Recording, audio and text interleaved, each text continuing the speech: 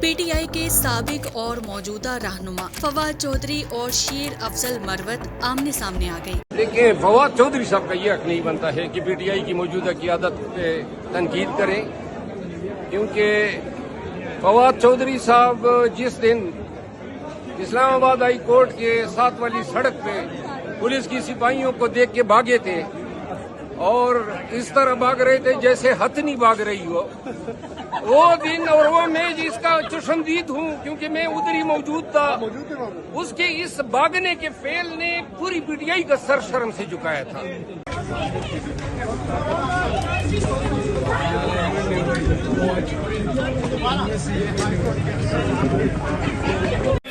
इनको रिलीज किया, बाहर गए गाड़ी में बैठे पुलिस।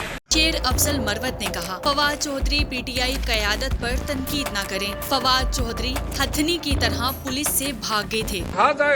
वो किसी को जो है मशवरे न दे। वो कह रहे हैं कि मौजूदा जो क़यादत है वो बिल्कुल फेल्ड है और इमरान खान के खिलाफ है। वो चाहे कितनी फेल्ड हो, लेकिन कम से कम डट के तो खड़ी रही उस कड़े वक्त में खान के साथ।